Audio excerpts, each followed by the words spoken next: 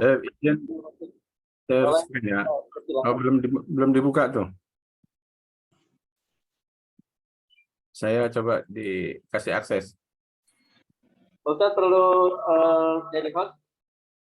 Iya, boleh dikasih akses untuk share screen.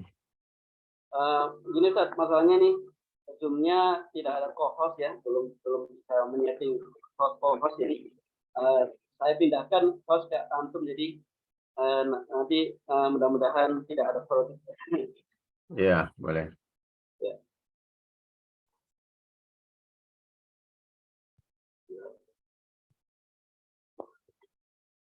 Bentar, Ustaz.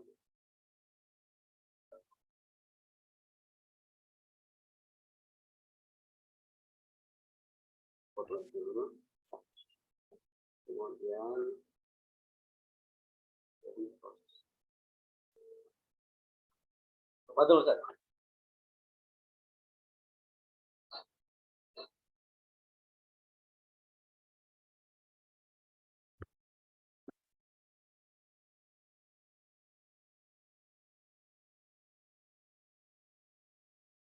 Mohon maaf, udah proses, udah saya rekam. Betul Ustaz. Iya, sebentar.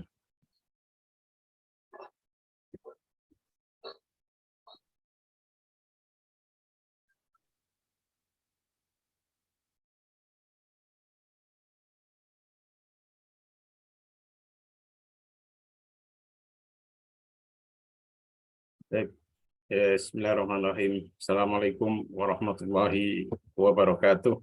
Waalaikumsalam warahmatullahi wabarakatuh. Alhamdulillah. Nahmaduhu wa nasta'inuhu wa nastaghfiruh wa na'udzu billahi min syururi anfusina wa min sayyiati a'malina. May yahdihillahu fala mudhillalah wa may yudlil fala hadiyalah. Asyhadu an la ilaha illallah wa asyhadu anna Muhammadan abduhu wa rasuluh.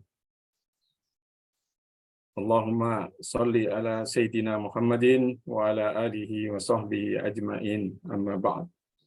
Qala Allah Ta'ala fi kitabil karim, a'udzu billahi minasy syaithanir rajim. Ya ayyuhalladzina amanu kutiba alaikumus syiyam kama kutiba alal ladzina min qablikum la'allakum tattaqun. Allahumma ahillahu alaina bil yumni wal iman wassalamati wal islam rabbi wa rabbukallah. Alhamdulillah, pada pagi hari ini kita berada di hari kedua bulan Ramadan dan Jumat pertama di bulan Ramadan. Penuh berkah insya Allah. Semoga Allah mengaruniakan kita untuk bisa melakukan optimalisasi waktu-waktu kita di bulan Ramadan.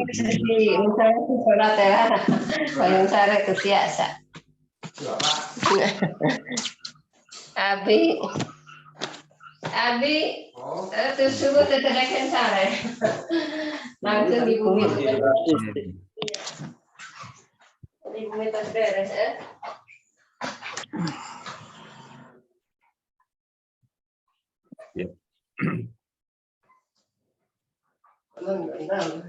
Mudah-mudahan kita bisa melakukan optimalisasi, ya, sehingga seluruh waktu kita atau sebagian besarnya betul-betul termanfaatkan dan mencapai tujuan utamanya.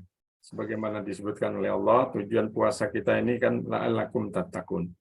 Itu target utama. Kemudian di dalam doa yang diajarkan oleh Rasulullah SAW, doa ketika kita mengawali Ramadan melihat hilal, doanya adalah semoga Ramadan ini menambah ketenangan bagi kita, karena ketenangan hati itu penting. Dan ibadah-ibadah spiritual itu di antara salah satu tujuannya adalah agar kita dalam hidup ini bisa tenang. Ala bidzikrillahi tatmainnul qulub. Kemudian meningkatkan iman.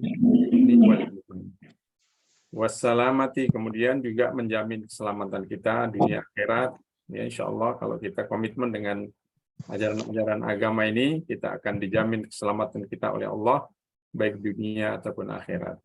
Wal Islam, begitu juga keislaman kita juga meningkat melalui ibadah-ibadah Ramadan ini. Dan akhirnya kita makin kenal Allah Subhanahu wa taala, Rabbi wa Rabbukallah. Itulah di antara isyarat makna dari doa yang diajarkan oleh Rasulullah SAW bagi kita yang mendapati awal bulan Ramadan. Pada kesempatan hari ini kita akan bahas tema tentang Ramadan dan mental pemenang.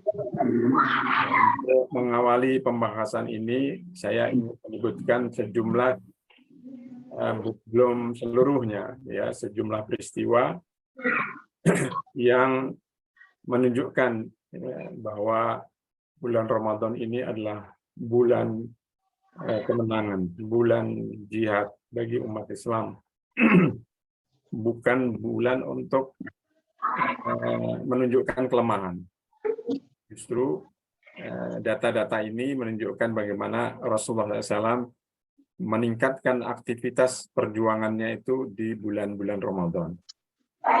Yang pertama di sini kita bisa lihat yang pertama tahun pertama Hijriah di bulan Ramadan ini tentunya itu adalah awal pembentukan Syariah, saluran militer yang dipimpin oleh Hamzah bin Abu Thalib dalam rangka mengantisipasi berbagai kemungkinan yang nanti akan terjadi di Madinah waktu itu. Kemudian di tahun Hijriah, tahun 2 Hijriah, di Madinah juga diwajibkan puasa dan zakat. Bukan spiritual kaum muslimin itu sendiri. Kemudian yang ketiga, pada tanggal 17 Ramadan tahun 2 Hijriah terjadi perang Badar seperti yang sama-sama kita ketahui, dan kemudian dimenangkan oleh Rasulullah SAW, walaupun jumlah pasukan kaum muslimin itu sangat jauh dibandingkan dengan kekuatan yang dimiliki kaum musyrikin Quraisy. Dengan peralatan yang apa adanya, bahkan tujuan kaum muslimin ke Badar bukan untuk berperang, tapi kemudian diwajibkan oleh Allah berperang. Dan ini untuk tarbiyah, mendidik Nabi dan para sahabat untuk menghadapi berbagai tantangan. Dan itu terjadi di bulan Ramadan. Yang keempat, di tahun ke-5 Hijriah, Rasulullah SAW bersama para sahabatnya melakukan persiapan perang Ahzab. Nah, ini nggak tanggung-tanggung. Apa yang dilakukan oleh mereka yaitu menggali parit, ya, menggali parit di Madinah. Kita tahu tanah Madinah bukan seperti tanah kita. Dan selesai pada bulan Syawal, berarti 1 bulan. Ya, harus selesai karena Nabi mendapat informasi pasukan koalisi dari Mekah akan berangkat ke Madinah, menyerang kota Madinah dan berkoalisi dengan pasukan Yahudi dan musyrikin di seputar Madinah. Dan ini bukan pekerjaan ringan, tapi bisa diselesaikan oleh Nabi dan para sahabatnya, dan itu dilakukan di bulan Ramadan. Begitu juga peristiwa yang sangat fenomenal, yaitu Fathu Makkah, terjadi pada tanggal 21 Ramadan tahun 8 Hijriah. Dan ini di bulan Ramadan tentunya. Yang keenam, pada tahun 9 Hijriah, Nabi kembali dari perang Tabuk. Ya, peperangan yang sangat jauh ditempuh jaraknya oleh Rasulullah SAW. Kemudian di tahun yang sama dan masih di bulan Ramadan, Nabi menerima kedatangan utusan Taif. Yang ini menunjukkan keberhasilan dakwah Nabi SAW, dan sekaligus ini adalah buah dari doa Nabi SAW yang dulu pernah diusir oleh orang-orang Taif, dan kemudian Rasulullah berdoa, Allahumma hdi qaumi fa innahum la ya'lamun. Dan akhirnya mereka mendapatkan hidayah dan menyatakan masuk Islam di tahun 9 Hijriah ini, dan ini terjadi di bulan Ramadan. Kemudian pada tahun 10 Hijriah Ali radhiyallahu anhu diutus ke Yaman dan peristiwa masuk Islamnya semua kabilah Hamron dalam satu hari. Jadi hari-hari Ramadan, bulan-bulan Ramadan adalah hari-hari kemenangan. Ya, kemenangan di medan perang ataupun kemenangan di hati. Ya, sampai ada satu kabilah yang masuk Islam di Yaman setelah Ali menyampaikan dakwah kepada mereka. Kemudian tahun 13 Hijriah, kaum muslimin berhasil mengalahkan Romawi di perang Buwaib. Ini juga catatan yang dicatat oleh sejarah di masa salah seorang khalifah Rasulullah Shallallahu Alaihi Wasallam. Kemudian tahun 31 Hijriah terjadi penaklukan negeri An-Naubah di sebelah selatan Mesir. Yang kemudian setelah itu ya, Islam makin meluas sampai ke Mesir dan sekitarnya, ke Libya, ke Aljazair, ya, ke Tunisia dan seterusnya. Kemudian pada tahun 53 Hijriah terjadi pembebasan Pulau Rhodes di selatan Sisilia. Ya, ini menggambarkan bukan saja di masa Nabi, ya, peristiwa-peristiwa pembebasan dan penaklukan ini ternyata ini juga ditunjukkan oleh Allah bahwa Ramadan itu adalah momen kemenangan. Kemudian tahun 91 Hijriah masuknya pasukan kaum muslimin di berbagai sudut kota Andalusia. Ini Andalusia dibebaskan oleh kaum muslimin juga di bulan Ramadan. Ini semua memberikan gambaran bagaimana kaum muslimin menjalani ibadah Ramadan ini dan meraih kemenangan demi kemenangan itu sendiri. Nah, apa rahasia kemenangan mereka ini? Salah satu di antara rahasianya karena mereka punya mental pemenang. Ya, dan salah satu wujud ya dari mental pemenang itu ya, dan ini yang paling utama ya, apalagi dikaitkan dengan Ramadan ini adalah mental ya, bisa mengendalikan hawa nafsu, dan inilah rahasia kemenangan mereka. Ketika mereka bisa mengendalikan hawa nafsu yang ada di dalam dirinya ini atau di dalam diri kita ini, maka kemenangan di luar itu menjadi mudah. Kalau orang kalah dengan hawa nafsunya, maka dia tidak akan bisa meraih kemenangan di luar dirinya. Dan inilah saya kira rahasia berbagai kemenangan itu. Karena itu pada kesempatan hari ini saya ingin membahas salah satu bentuk mental pemenang itu, yaitu mampu mengendalikan hawa nafsu. Ya. Di sini disebutkan temanya tentang puasa mengendalikan 4 syahwat yang sangat berkaitan dengan kehidupan manusia yang selalu ada dalam hidup kita ini. Ya. Di sini Allah berfirman, wa amma man khafa maqama rabbih wa nahan nafsa 'anil hawa fa innal jannata hiyal ma'wa. Dan adapun orang-orang yang takut kepada kebesaran Tuhannya dan menahan diri dari keinginan hawa nafsunya, maka sesungguhnya surgalah tempat tinggalnya. Jadi kunci keberhasilan itu adalah nahan nafsa 'anil hawa, mengendalikan hawa nafsu atau syahwat. Rasulullah SAW pun mendefinisikan orang kuat itu siapa. Orang kuat itu laisa syadidu bisur'ati innamas syadidu allati yamliku nafsahu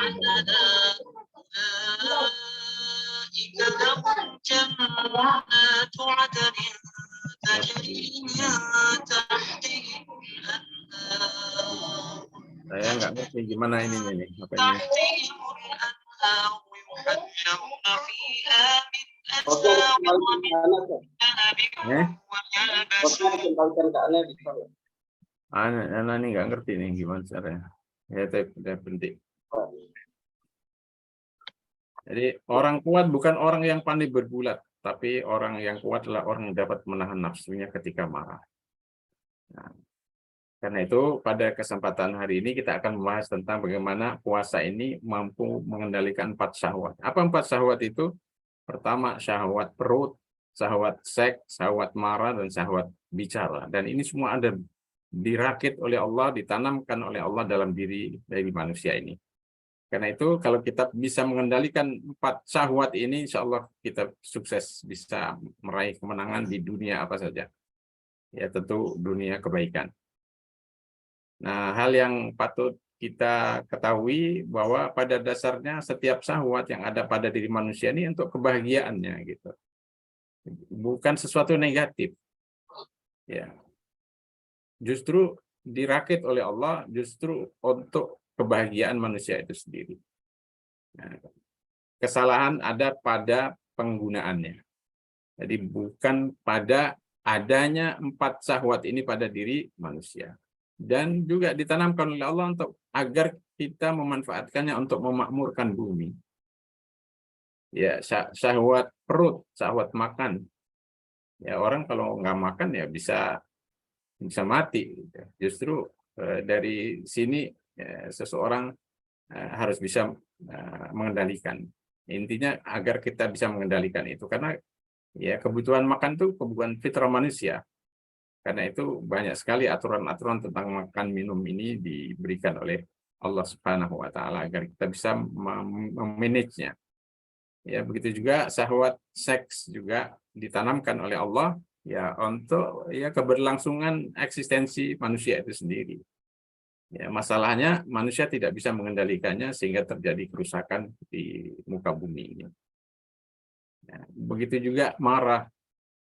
Ya, emosi itu juga orang itu menjadi fitrah manusia, emosi, marah, dan sebagainya. Tinggal bagaimana emosi dan marah kita itu kita kendalikan, kita arahkan menjadi energi, kekuatan untuk melaksanakan berbagai kebaikan atau menolak kemungkaran-kemungkaran. Nah, di sini makanya sifat marah itu ada pada diri manusia. Begitu juga bicara. Nah, kita lihat bagaimana akibat ya tidak bisa mengendalikan syahwat makan. Ya, kita lihat di sini saya kutipkan dari sebuah buku tentang data-data yang terjadi ya atau yang ada. Akibat pertama adalah obesitas itu yang berefek buruk bagi kesehatan itu. Ya. Dan kita bisa lihat dari data ini itu di Amerika. Amerika itu dari tahun 1987 sampai 2000 itu mengeluarkan dana 36,5 miliar dolar untuk menangani masalah obesitas ini. Ya, dan tidak berhasil sepenuhnya. Ya, karena kebiasaan orang makan pengen terus dipuaskan, makan apa saja nggak kenal hal haram dan lain sebagainya, hingga ya banyak penduduk Amerika itu mengalami obesitas ini. Dan obesitas ini bukan masalah ringan gitu. Ternyata Amerika sendiri juga sudah mengeluarkan dana sekian banyaknya belum bisa mengatasi. Dan ini akibat tadi itu syahwat perut, syahwat makan minum yang tidak terkendali. Australia ya menggelontorkan dananya sebanyak 414 juta dolar untuk menurunkan berat badan di kalangan remaja putri. Karena sangat mengkhawatirkan gitu, masih muda tapi sudah kena penyakit obesitas itu akibat orang tidak bisa mengendalikan makannya, pola makan yang buruk, karena ya tidak bisa mengendalikan hawa nafsu. Dan ini bukan perkara ringan.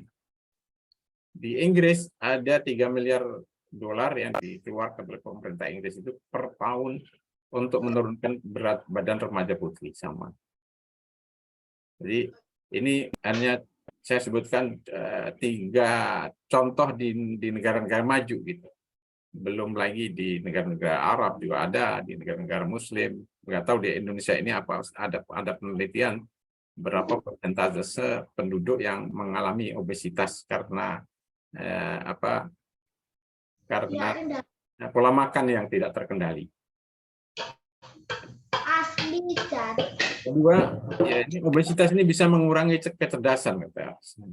Ya, orang banyak makan itu akhirnya malas berpikir pada akhirnya. Sebagian dokter ya orang banyak makan itu aliran darah banyak terfokus untuk ke bagian perutnya gitu, bukan ke otaknya. Obesitas juga mengakibatkan malas gerak dan aktivitas. Karena itu ya harusnya kita bersyukur pada Allah ketika Allah mengatur. Apa Ustaz, Ana ambil alih sebentar untuk Kenapa? Ana ambil alih sebentar ini host buat mengatur apa namanya. Ini tutup ya saya ya. Nanti saya pindahkan lagi. Oh gitu. Ada aturan yang lupa. Baik. Jadi gimana caranya nih? Sebentar, tunggu sebentar.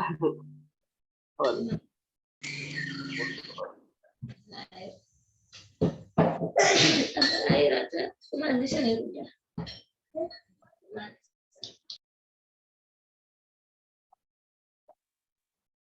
Apa Ustaz ke mood dinyalakan lagi?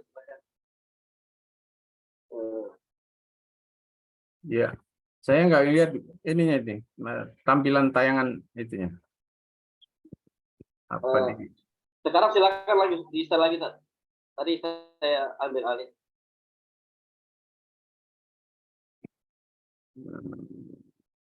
Sekarang silakan di-share screen lagi Ustaz. Apa tadi?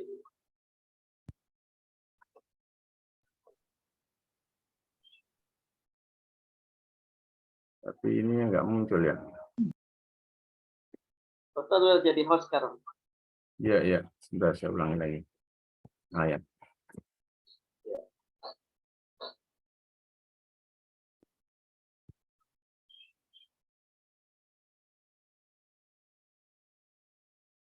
Itu yang pertama. Yang kedua, akibat tidak terkendalinya syahwat seks ya. Yang pertama adalah kehancuran nilai dan agama. Ya.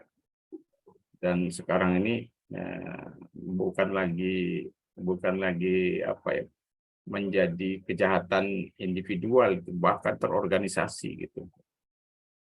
Perdagangan terbesar di dunia sekarang ini adalah perdagangan seks, narkoba dan senjata gitu. Ini yang sangat luar biasa. Dan sekarang orang semua bisa diakses lewat HP dan lain sebagainya. Ya, sehingga mengakibatkan yang ketiga tersebarnya AIDS dan berbagai penyakit kelamin lainnya itu. Di beberapa negara Arab saya tercatat setiap 10 menit itu terjadi korban penderita AIDS. Ya. Di Indonesia saya belum punya datanya, sangat memprihatinkan juga gitu. Yang keempat, meningkatnya kehamilan di luar nikah di kalangan milenial sekarang. Beberapa waktu lalu kita dengar bagaimana anak-anak remaja di sebuah sekolahan itu mengajukan cuti libur karena hamil dan lain sebagainya, atau minta izin nikah dan lain sebagainya. Ya, karena sudah hamil di luar nikah.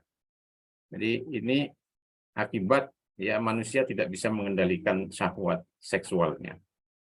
Dan karena itu ya Islam mengatur masalah ini dengan sangat bagus, ya sangat baik sekali.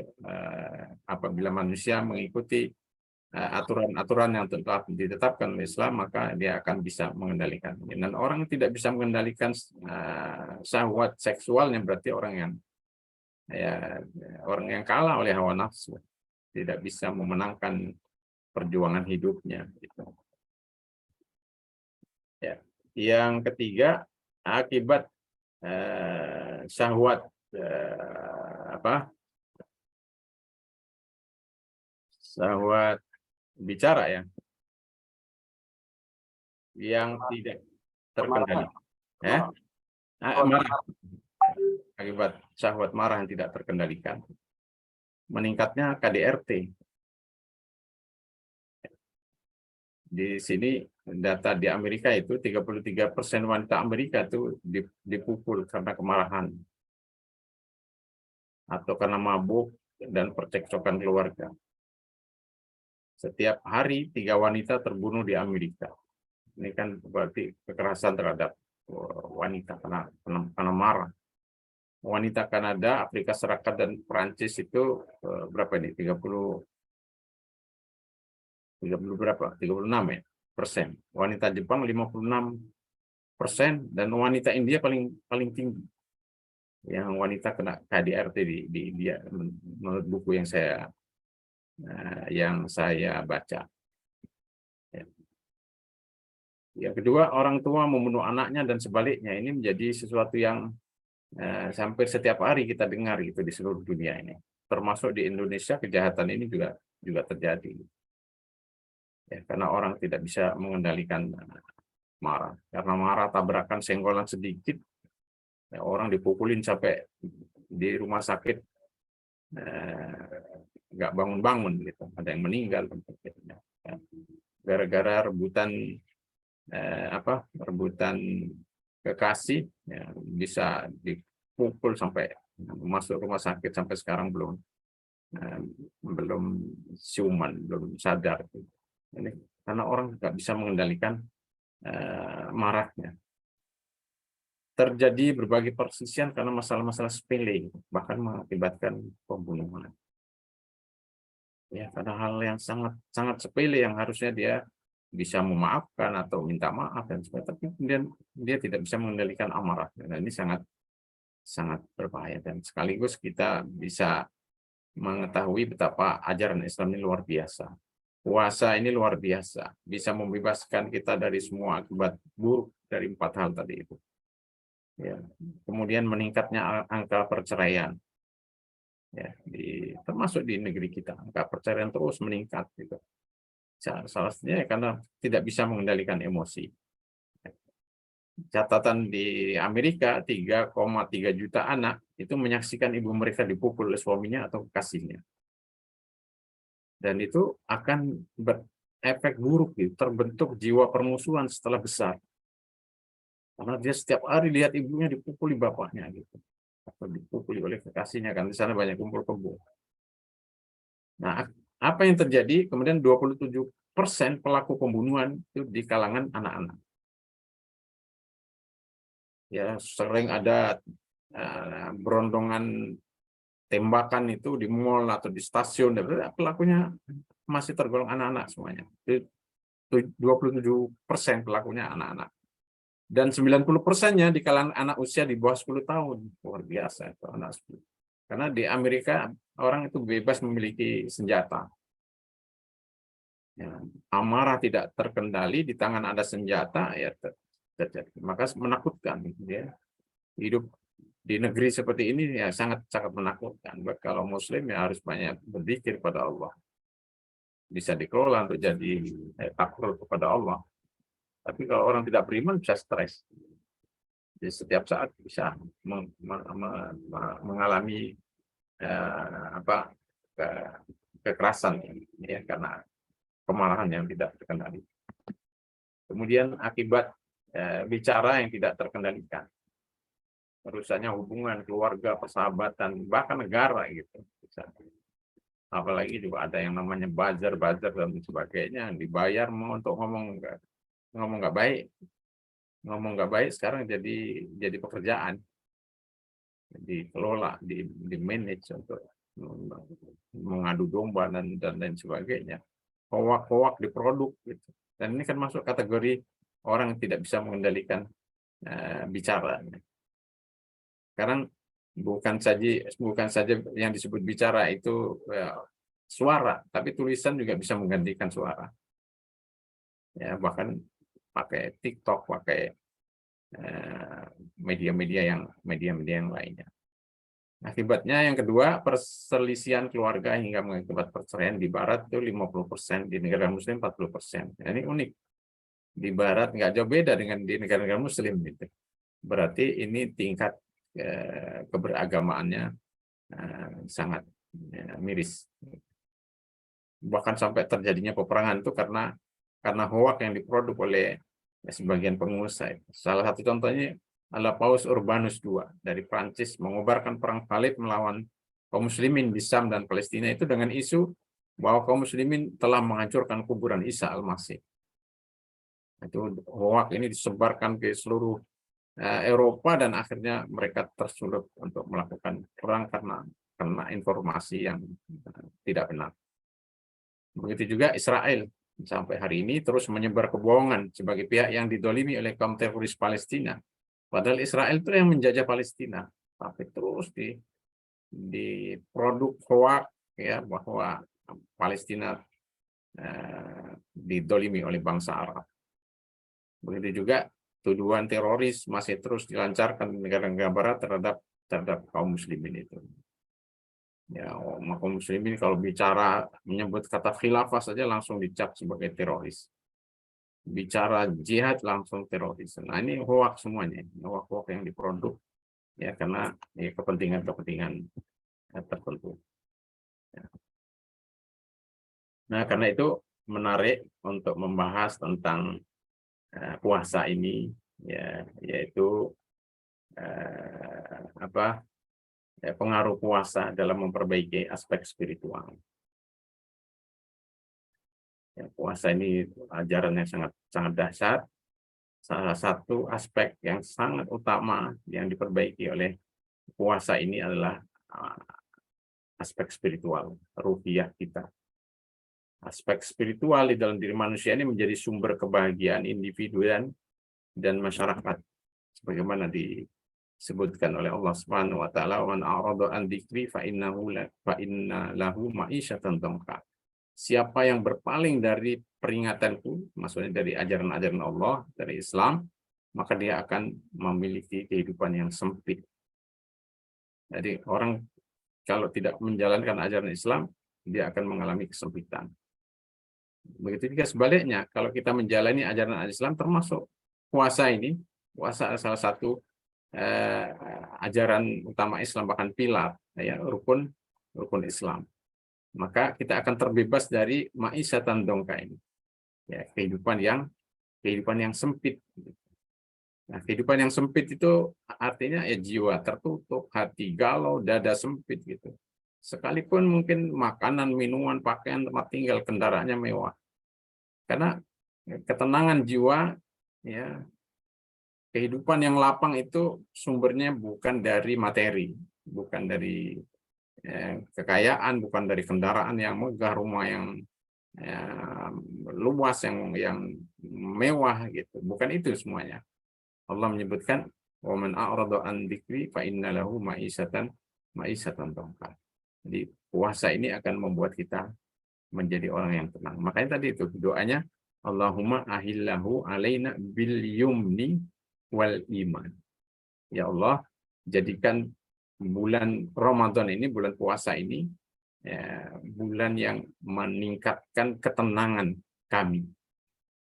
Ya, wal amni, ya, wal iman, dan meningkatkan iman. Jadi disebut pertama ketenangan, karena ketenangan ini pangkal kebahagiaan seseorang. Orang kalau mau bahagia, mau sukses, ya hidupnya harus tenang terlebih dahulu. Nah, dada lapang, hati jernih, dan jiwa tenang hanya bisa terwujud melalui perbaikan aspek spiritual yang bersumber dari hubungan baik seorang hamba dengan Tuhannya. Hanya dengan ala bidzikrillahi tatmainnul qulub. Jadi ini konsep Islam. Ya, konsep Islam bagaimana supaya kita bisa mengendalikan berbagai syahwat yang destruktif, yang rusak, yang kalau tidak terkendali itu akan mengakibatkan kerusakan dalam kehidupan. Nah, perbaikan aspek spiritual ini termanifestasi pada hal-hal berikut ini, yaitu tujuan Ramadan itu sendiri, la'allakum tattaqun, yaitu takwa. Dan takwa ini menjadi pangkal perbaikan hati. Maka disebutkan oleh Allah di surat Al-A'raf 35 itu, "Famanittaqwa wa aslaha fala khaufun 'alaihim wa la hum yahzanun." Siapa yang bertakwa dan mengadakan perbaikan, maka tidak ada kekhawatiran terhadap mereka dan tidak pula mereka bersedih. Jadi rasa khawatir itu menjadi penyebab utama kegalauan. Galau itu, orang galau itu biasanya karena galau menghadapi masa depan atau sedih mengingat masa lalu karena peristiwa-peristiwa di masa lalu. Nah, dengan takwa itu semua nah, ya terjauhkan dari kehidupan seorang muslim. Sehingga pentingnya kita menjalani Ramadan ini dengan khusyuk, dengan sebaik-baiknya agar kita bisa mencapai derajat takwa. Dan kalau sudah bisa mencapai derajat takwa, maka proses islah itu akan terjadi. Ya, perbaikan-perbaikan. Nah, semua aspek kehidupan kita akan diperbaiki dengan takwa. Dan salah satu jalan untuk mencapai takwa itu adalah puasa, ibadah puasa di bulan Ramadan yang kita jalani sekarang ini. Itu korelasi antara Ramadan ini dengan perbaikan di tingkat individu, sosial, bahkan negara sekalipun ya harus dimulai dari ini. Takwa akan membuat manusia punya basiroh dalam menghadapi berbagai masalah yang membingungkan dan mencemaskan. Yang kalau kita nggak tahu cara menyelesaikan itu menimbulkan kecemasan, kegalauan bagi kita. Nah, dengan takwa ini Allah akan mengaruniakan basiroh. Di sini Allah berfirman, ya ayyuhalladzina amanu in tattaqullaha yaj'al lakum furqanan wa yukaffir ankum sayyi'atikum wa yaghfir lakum wallahu dzul fadlil adzim. Wahai orang-orang yang beriman, ya apabila kamu bertakwa kepada Allah maka yaj'al lakum furqanan. Allah akan menjadikan furqan untuk kamu. Furqan itu adalah kemampuan untuk bisa melihat kebenaran sebagai kebenaran dan keburukan sebagai keburukan. Kita bisa memilih. Kadang-kadang sedang bingung, ya, orang kalau tidak punya basiro bingung di hadapan pada pilihan-pilihan, sehingga itu mencemaskan kehidupan. Nah, maka takwa ini sesuatu yang sangat diperlukan oleh manusia dalam kehidupan ini supaya tidak bingung menghadapi berbagai masalah kehidupannya. Ya, kadang orang menghadapi masalah sedikit saja kecil sebetulnya, tapi dia sudah bingung, stres. Tapi orang bertakwa diberi furqan oleh Allah, kemampuan untuk bisa memilah-milah dan bisa mengambil pilihan-pilihan yang tepat. Wa yukaffir ankum sayyi'atikum, dihapus dosa-dosanya, diampuni juga oleh Allah Subhanahu wa taala. Jadi membuat orang yang beriman, bertakwa dan diawali dari berpuasa ini insyaallah diantar oleh Allah menjadi orang yang bisa memilih, menyeleksi sesuatu atau mengambil sikap yang tepat sehingga hidupnya terarah. Yang kedua, takwa itu bisa membuat kita berpindah-pindah gitu, dari satu kebaikan kepada kebaikan lainnya. Maka ada istilah fastabiqul khairat atau wasari'u ila maghfiratin min rabbikum wa jannatin arduhas samawati wal ardh. Jadi, kalau orang berpindah-pindah dari satu kebaikan ke kebaikan yang lain, itu nggak akan pernah salah pilih. Gitu. Berbeda dengan orang berhadapan dengan berbagai hal yang kadang dia ragu. Gitu. Ini halal atau haram, ini boleh atau tidak. Gitu. Tapi kalau dalam kebaikan, nggak pernah ragu. Salah satu contoh. Kalau kita mau cari makan di Mekah misalnya, sudah nggak pernah ada pertanyaan ini halal atau haram gitu, nggak ada itu. Karena sudah semuanya khairat, semua baik halal gitu. Tapi kalau di Jakarta, apalagi di tempat-tempat yang lainnya, kadang-kadang kita ragu gitu.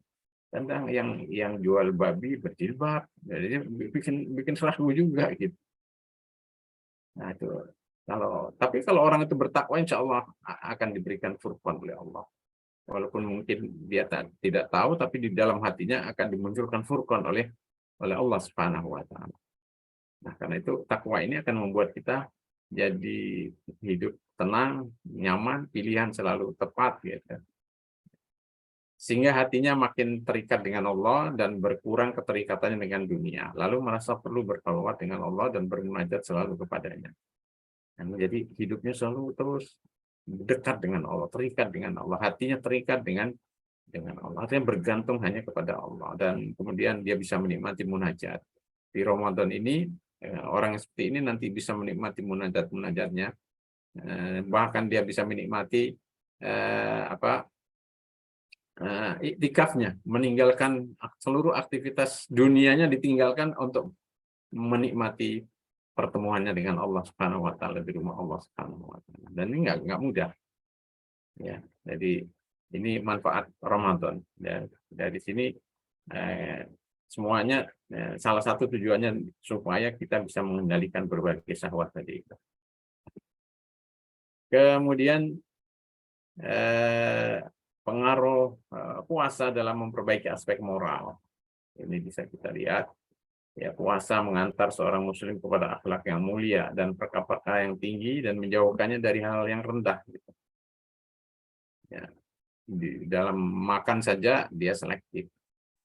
Dalam berucap pun dia kendalikan di selama Ramadan ini. Dia nggak boleh kalau sedang diajak bertengkar, diajari Rasulullah, ini shaimun, saya sedang berpuasa, maaf. Nggak melayani pertengkaran. Ya. Ibnu Qayyim mengatakan tujuan puasa untuk mengendalikan nafsu dari berbagai syahwat, menyapihnya dari berbagai kebiasaan. Nah, di puasa ini sebetulnya secara otomatis kita disapih oleh Allah, dan ternyata bisa gitu meninggalkan kebiasaan-kebiasaan buruk. Orang yang merokok bisa berhenti merokok. Sebagian orang saya nggak bisa meninggalkan rokok, saya bisa pusing, saya bisa. Nah, ternyata di Ramadan dia bisa. Kenapa nggak dilanjutkan? Biasa ngomong kotor di luar Ramadan bisa dilatih dan terkendali. Dan mengarahkan kekuatan syahwatnya untuk mencapai hal yang menjadi puncak kebahagiaan dan kenikmatannya. Berhenti di Ramadan dari berbagai kebiasaan yang buruk, dan ternyata bisa karena berjalan bersama dengan arus gitu. Karena itu biasanya para ulama, perubahan di bulan Ramadan ini biasanya sangat mudah bagi seorang, karena ibarat orang berenang itu ikut arus, bukan melawan arus gitu. Semua orang lagi soleh semuanya gitu, sehingga mudah bagi kita untuk jadi orang soleh, maka tinggal dilanjutkan. Puasa juga menjadi dinding penghalang dari hal-hal yang diharamkan. Nah, manusia itu melakukan hal yang diharamkan karena tidak bisa mengendalikan hawa nafsu. Nah, Ramadan ini membuat kita punya kekuatan untuk mengendalikan hawa nafsu kita. Karena itu Nabi bersabda, "Malam yada qaula zur wal amal bihi falaysa lillahi hajatun fi an yada ta'amahu wa syarabahu." Siapa yang tidak meninggalkan ucapan keji dan berbuat keji, Allah tidak butuh orang itu meninggalkan makan dan minumnya. Nah, disinilah kita dilatih oleh Allah bahwa ibadah itu ada tujuannya. Tujuannya itu mencapai takwa. Semua ibadah kalau kita perhatikan, semua ibadah itu tujuannya adalah supaya orang ini takut pada Allah. Hatinya supaya dekat dengan Allah Subhanahu wa taala. Ya ayyuhan nas ubudu rabbakumul ladzi khalaqakum wal ladzina min qablikum la'allakum tattaqun. Jadi semua ibadah tujuannya supaya kita bertakwa, takut pada Allah. Sama Ramadan kita ini juga perhatikan juga. Kutiba alaikumusiyam kama kutiba alal ladzina min qablikum la'allakum tattaqun. La'allakum tattaqun juga gitu. Jadi supaya ibadah-ibadah itu bukan menjadi tujuan. Ya, ini kadang-kadang di sini kesalahan. Ibadah itu adalah sarana. Tapi bagi sebagian orang kemudian menjadi tujuan. Yang penting sudah sholat, yang penting sudah puasa, yang penting sudah zakat. Nah, kemudian tidak dipikirkan lagi tentang apa sih tujuan saya disuruh sholat, disuruh puasa itu. Maka kemudian ada orang sholat tapi maksiat jalan. Ya. Ada orang puasa, tapi korupsi jalan, mencuri jalan, dan sebagainya. Bisa jadi juga ada orang pencuri itu puasa juga gitu. Malah ada orang kalau mau mencuri sendal atau sepatu atau tas di masjid, dia ikut sholat dulu gitu. Nah, berarti dia tidak tahu apa tujuan untuk sholat itu apa.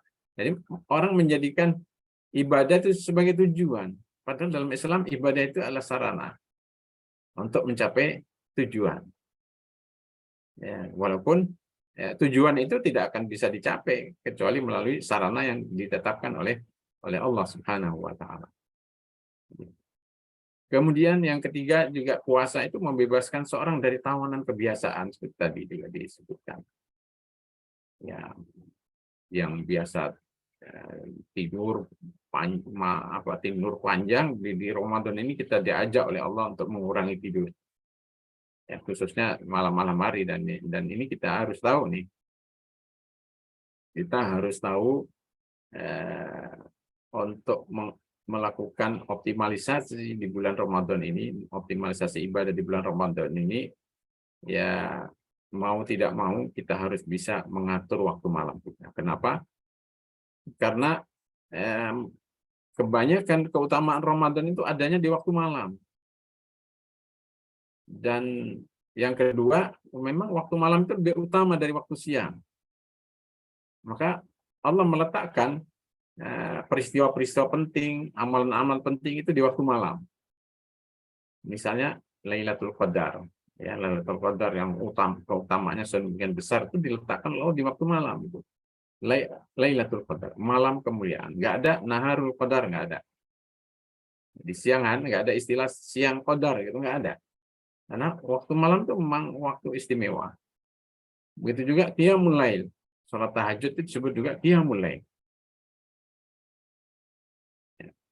Ya ayyuhal muzammil qumil laila illa qalila. Di surat Al-Muzammil itu disebutkan oleh Allah bahwa bangun malam untuk ibadah itu memang inna nasyi'atal laili ya asyaddu wat'an wa aqwamu qila. Bangun malam untuk beribadah di waktu malam itu memang asyaddu wat'an. Ya, pengaruhnya lebih kuat bagi jiwa ini wa aqwamu qila, dan bacaan lebih berkesan. Isra Mi'raj yang begitu penting juga dilakukan oleh Allah di waktu malam. Subhanalladzi asra bi 'abdihi lailan minal masjidil haram ilal masjidil aqsa alladzi barakna haulahu. Jadi disebut di situ lailan untuk mengingatkan pada kita semuanya betapa pentingnya pemanfaatan waktu malam. Termasuk Ramadan ini ya ada qiyamul lail, ada puasa ya, di siang hari, kemudian tilawah Al-Quran dan sebagainya. Maka di sini kita harus bisa keluar dari kebiasaan atau tawanan kebiasaan-kebiasaan yang buruk, ya terutama.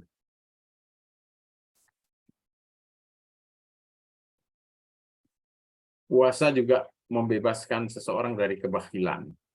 Kita dilatih oleh Allah untuk melalui puasa ini untuk supaya tidak memiliki sifat kikir atau bakhil itu.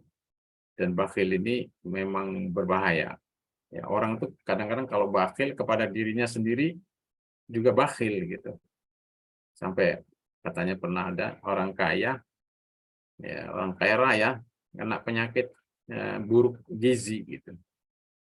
Jadi karena saking bakhilnya, jangankan pada orang lain, pada dirinya saja hartanya itu sayang gitu, untuk dimakan, dikumpul terus pun nggak dinikmati. Sampai kemudian akhirnya kena penyakit gizi buruk gitu. Padahal dia orang kaya raya gitu. Nah, itu bakhil sampai membuat orang jadi ketakutan. Ya.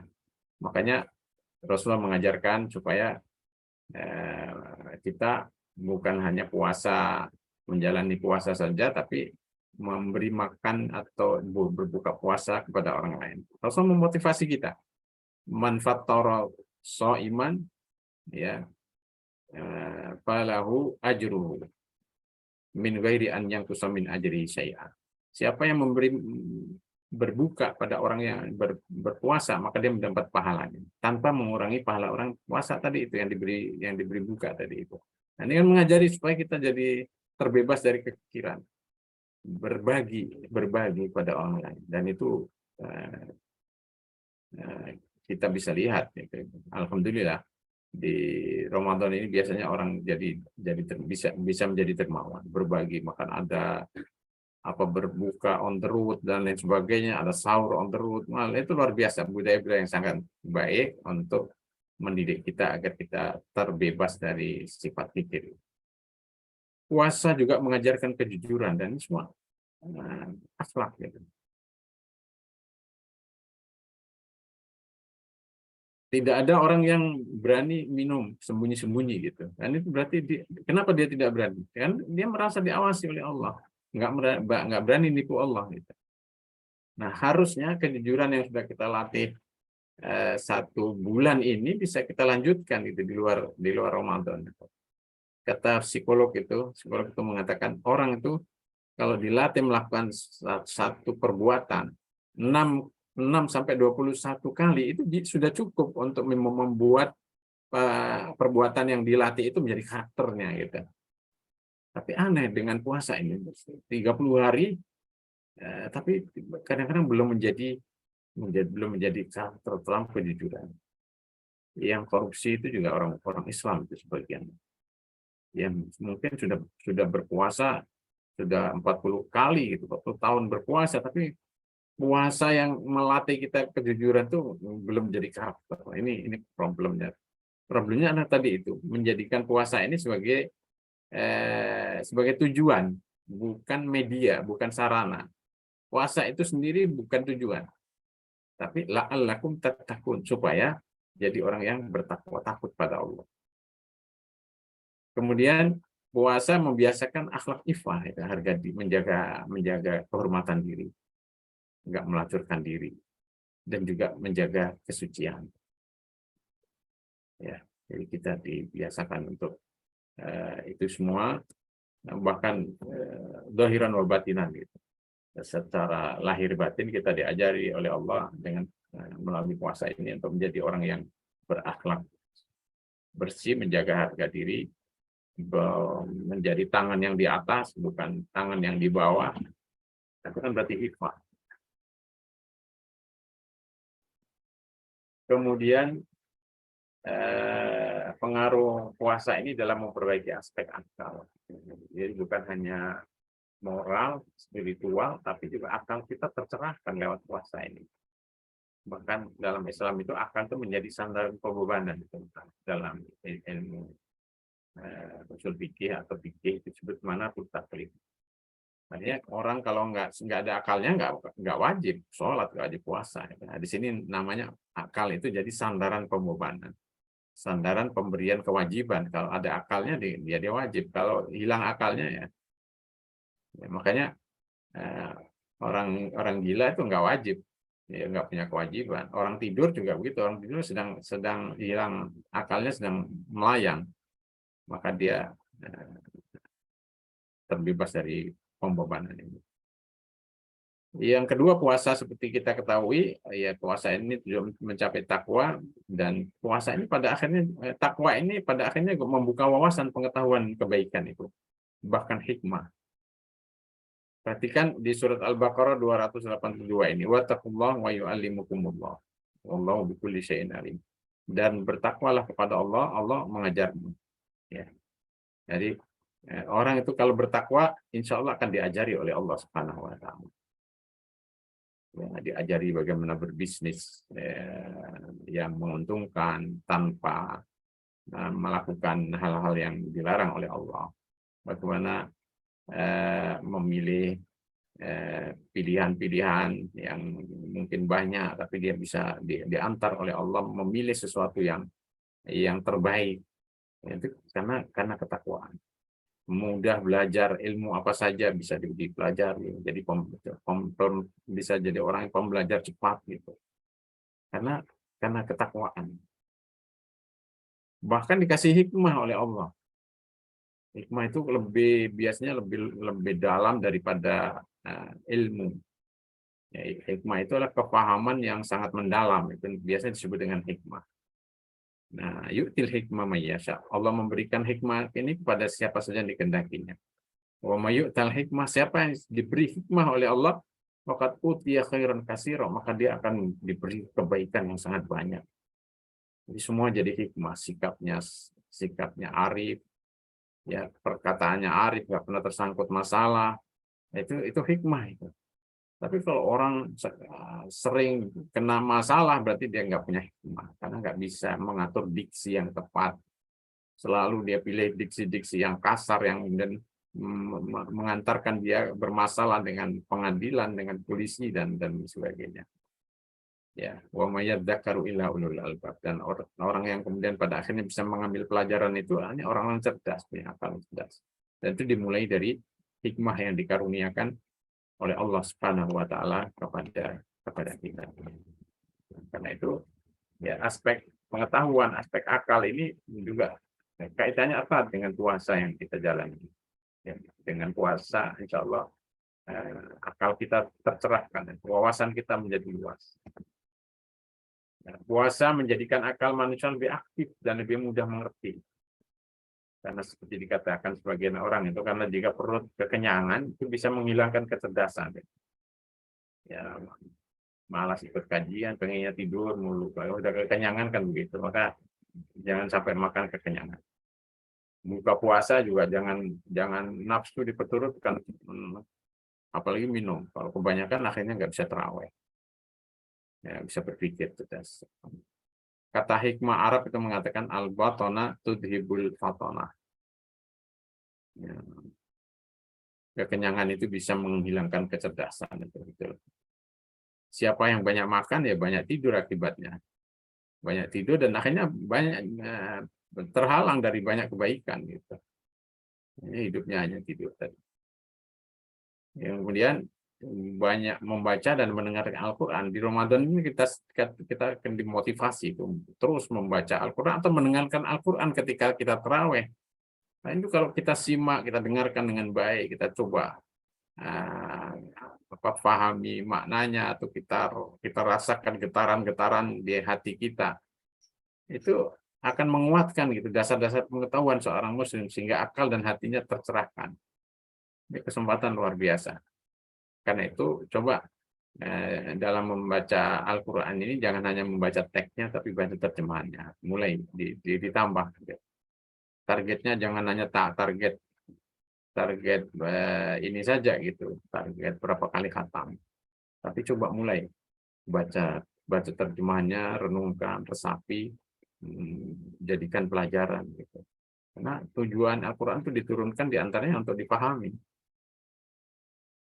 Ya, jadi mungkin kita dengar kan, mungkin sering di Ramadan ini kita mendengar Imam Syafi'i itu kalau di bulan Ramadan ini bacanya 60 kali, itu sehari 2 kali khatam. Itu Imam Syafi'i, karena Imam Syafi'i sudah selesai dengan pemahaman gitu. Maka kita harus juga meluangkan waktu kita untuk membaca terjemahnya kalau memang nggak bisa langsung paham apa arti dari ayat-ayat yang kita baca. Ya, supaya Al-Quran menjadi pencerahan bagi kita. Kemudian pengaruh puasa dalam memperbaiki aspek fisik, sampai fisik juga akan terbaiki dengan puasa ini.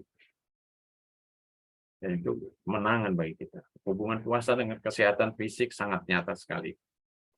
Para ilmuwan itu mengatakan puasa ini bisa menguatkan sistem imun tubuh ini. Bahkan semua organ tubuh itu teristirahatkan, khususnya sistem pencernaan istirahat, ya, tidak sesibuk kalau tidak puasa. Jantung juga istirahat dan diperlukan gitu untuk kesehatan. Liver semua tercerahkan dengan puasa ini. Jadi sehat dan kita merasakan sendiri gitu. Nanti ketika sudah 15 hari puasa, Masya Allah, badan kita ringan. Nah, itu artinya puasa ini menyehatkan fisik kita. Dan itu berarti kemenangan bagi kita. Kemudian yang kedua, Imam Bukhari bahkan menulis salah satu bab di dalam kitabnya itu hak jasad dalam puasa. Lalu menyantumkan hadis ini.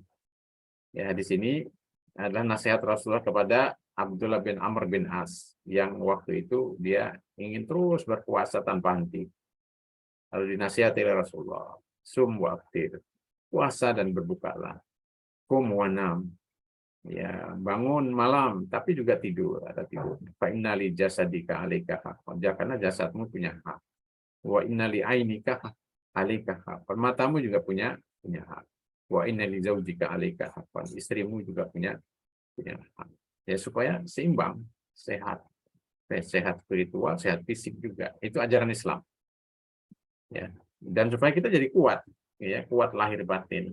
Melalui puasa kita tidak diajari untuk menjadi pemenang itu harus kuat lahir batin kita.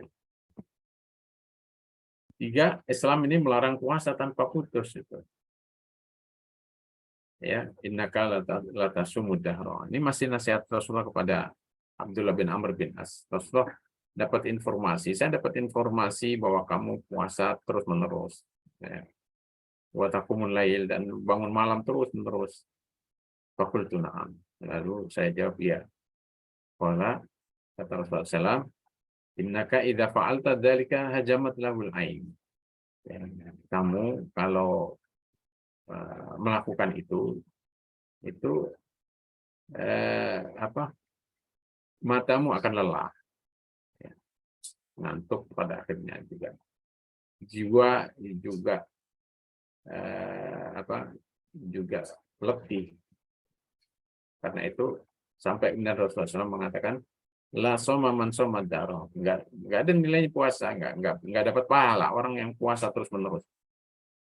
Nah, kalau mau memperbanyak puasa Daud, sehari puasa, sehari tidak puasa.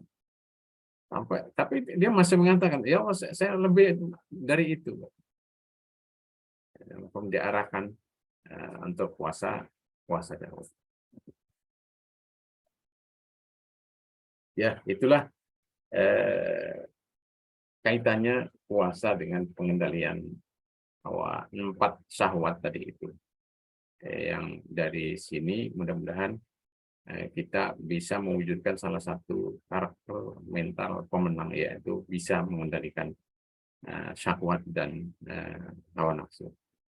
Mungkin bisa kita perkaya dengan tanya jawab. Tafadhol. Baik, Ustaz, jazakallah khairan. Terus penjelasannya yang lebar tentang mengendalikan syahwat ya sebagai aspek kemenangan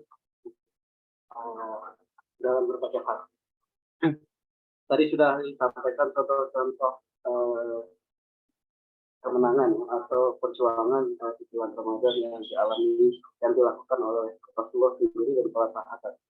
Dan juga di masa-masa setelahnya, termasuk diantaranya adalah proklamasi kemerdekaan RI, ya. Betul. Baik, jemaah rumah, silakan yang mau bertanya. Secara langsung ataupun tertulis.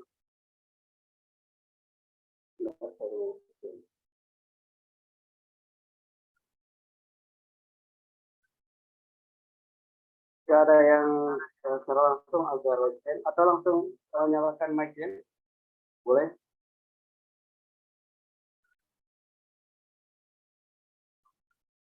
Ada pertanyaan di kolom chat. Ya, gimana?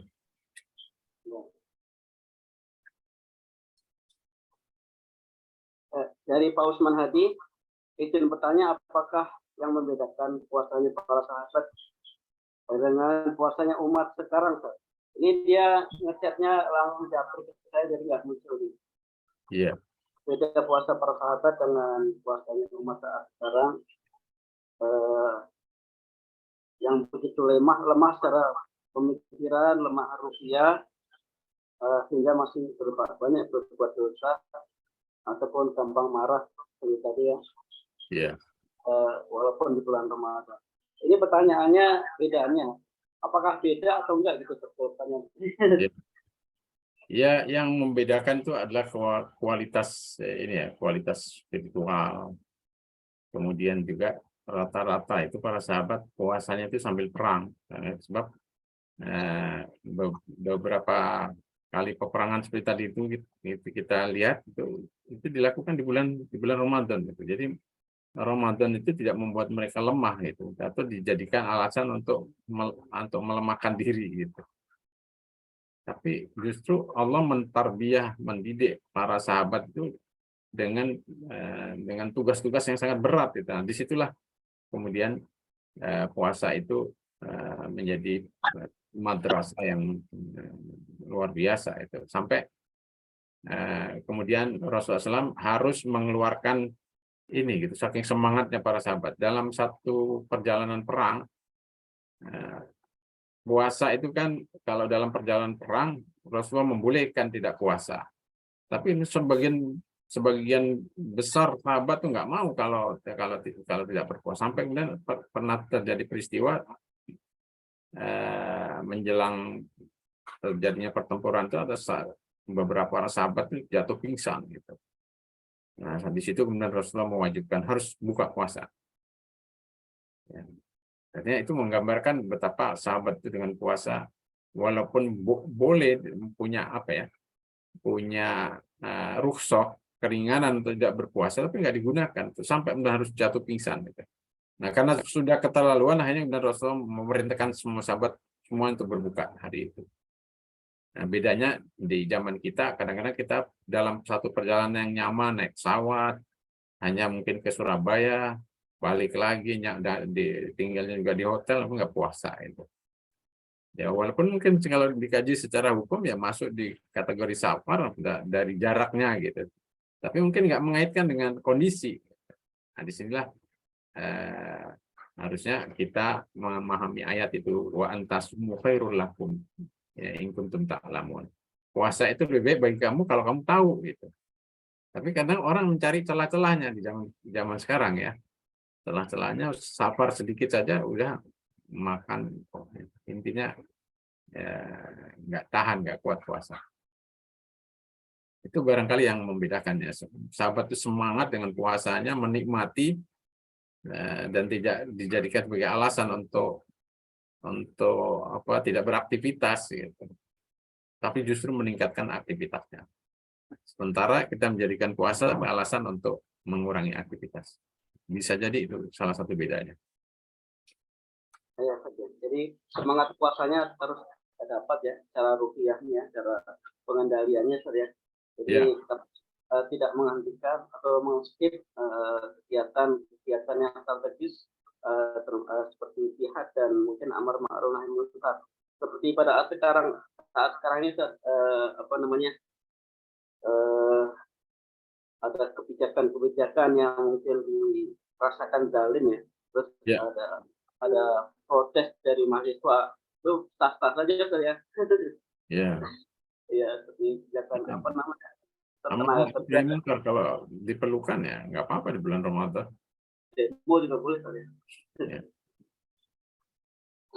Nabi dengan sahabat perang. Ya.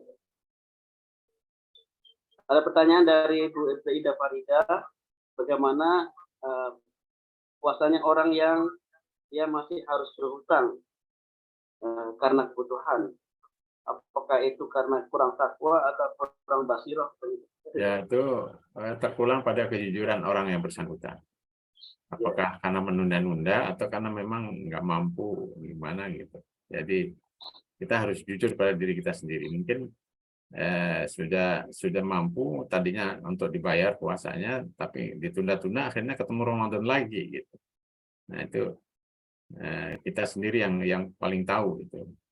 Apakah itu karena memang kalau memang nggak mampu masuk dalam kategori alladzina yutikunahu itu, seperti orang tua yang nggak mampu, misalnya karena melahirkan, habis melahirkan menyusui, dan itu boleh dia membayar fidyahnya.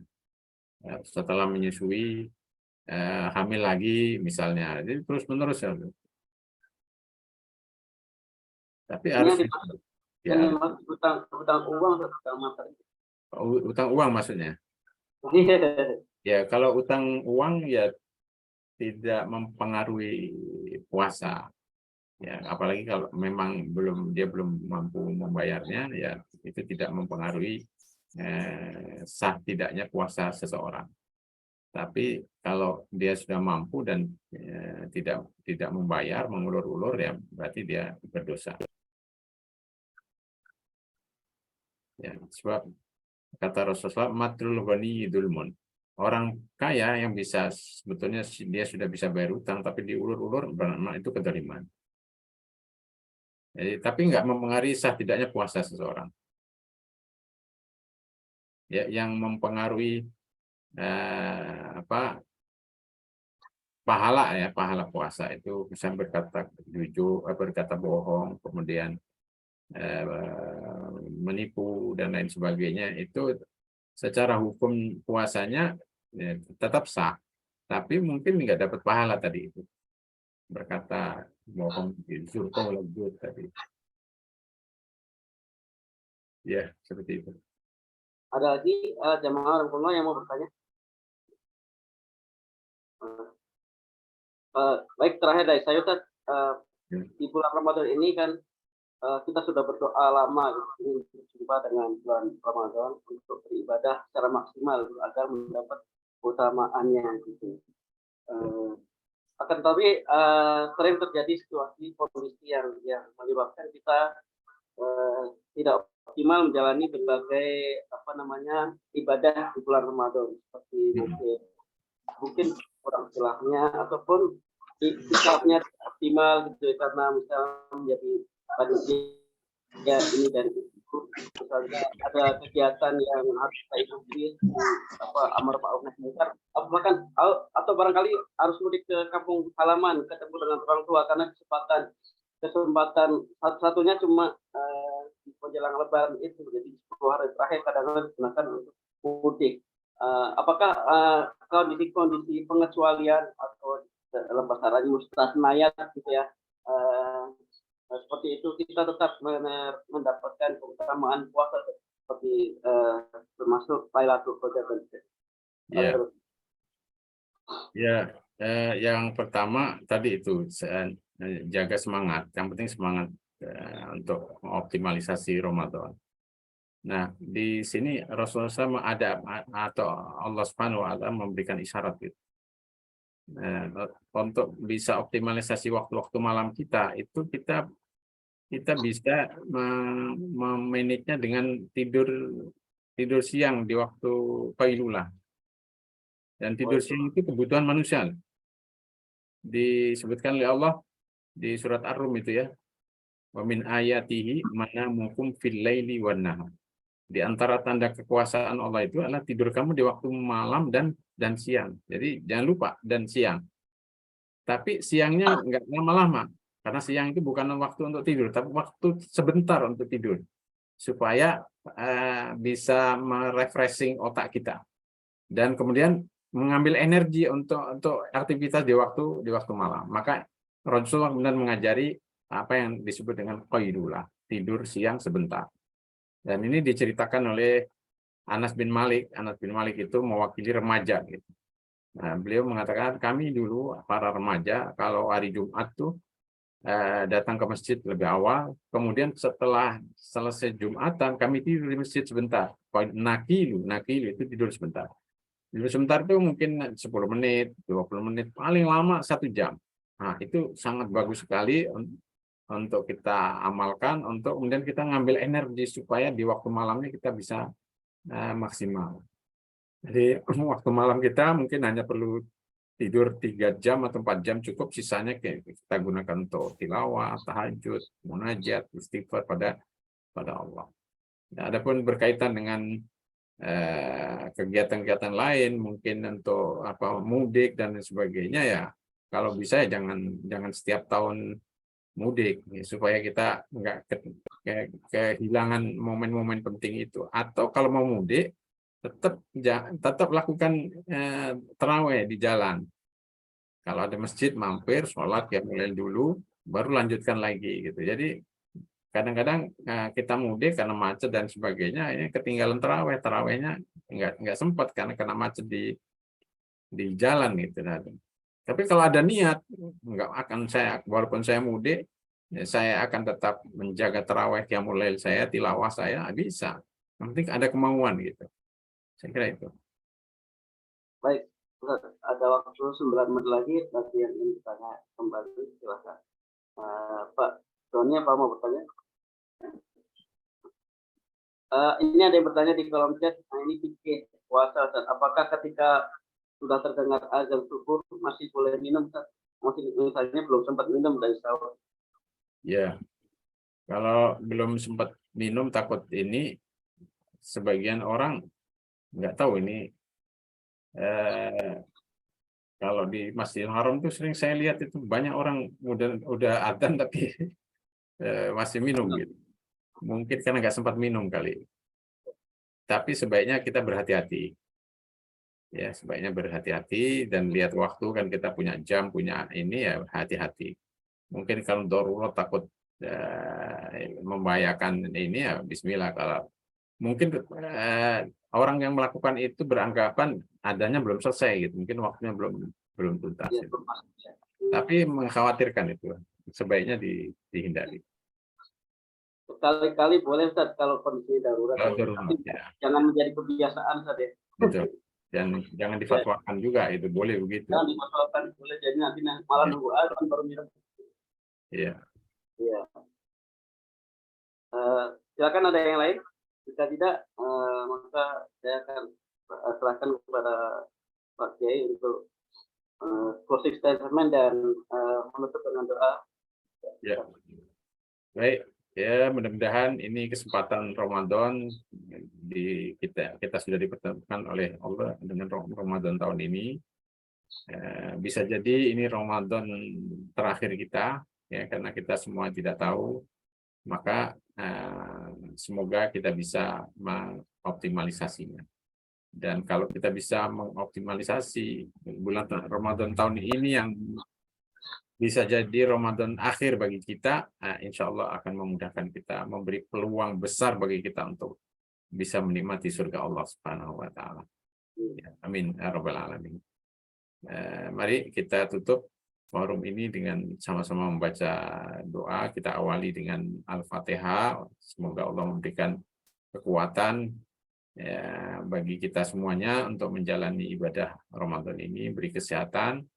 Ya, karena ada juga sebagian saudara kita masuk Ramadan diuji oleh Allah dengan sakit. Jadi mohon supaya kita diberikan kesehatan prima, optimal, waktu termanfaatkan dengan sebaik-baiknya. Allahumma sholli ala sayyidina Muhammadin. Al-Fatihah terlebih dahulu. Al-Fatihah. A'udzubillahi minasyaitonir rajim. Bismillahirrahmanirrahim. Alhamdulillahi rabbil alamin arrahmanir rahim maliki yaumiddin. Iyyaka na'budu wa iyyaka nasta'in ihdinas siratal mustaqim siratal ladzina an'amta 'alaihim ghairil maghdubi 'alaihim. Allahumma shalli ala sayyidina Muhammadin wa ala alihi wa sahbihi ajma'in. Allahumma barik lana fi Ramadan. Allahumma barik lana fi Ramadan. Allahumma barik lana fi Ramadan. Rabbana dhalamna anfusana wa illam taghfir lana wa tarhamna lanakunanna minal khasirin. Rabbana la tu'akhidna in nasina aw akhtana. Rabbana wa la tahmil alaina isran kama hamaltahu ala alladziina min qablina. Rabbana wa la tuhammilna ma la taqata lana bihi wa'fu 'anna waghfir lana warhamna. Anta maulana fansurna 'alal qaumil kafirin. Rabbana la tuzigh qulubana ba'da idh hadaitana wa hab lana min ladunka rahmah innaka antal wahhab. Rabbana afrigh 'alaina sabran wa tsabbit aqdamana wansurna 'alal qaumil kafirin. Rabbana tawaffana muslimin wa alhiqna bis sholihin. Rabbana tawaffana muslimin wa alhiqna bis sholihin. Rabbana tawaffana muslimin wa alhiqna bis sholihin. Allahumma arzuqna husnal khatimah. Allahumma arzuqna husnal khatimah. Allahumma arzuqna husnal khatimah. Allahumma a'inna ala siyam fi syahri Ramadan wa qiyamihi. Allahumma a'inna ala siyam fi syahri Ramadan wal qiyam. Ya arhamar rahimin.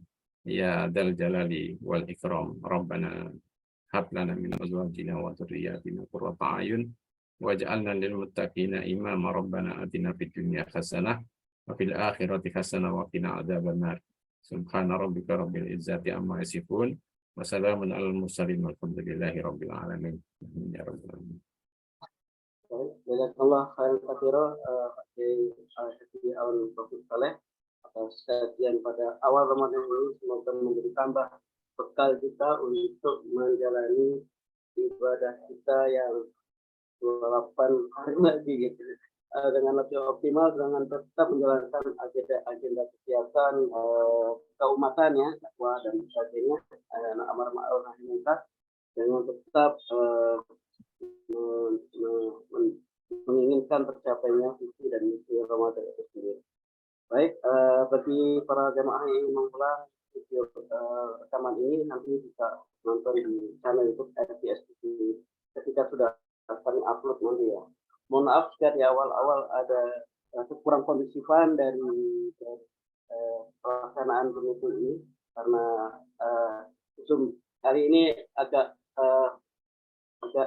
error ya, belum tersetting dengan baik. Jadi mohon dimaafkan, dan tapi itulah bedanya siaran Zoom meeting dengan mungkin siaran yang satu arah gitu ya, jadi ada di Indonesia. Kita maklumi saja. Baik, kita akhiri dengan doa kepada wajib. Assalamualaikum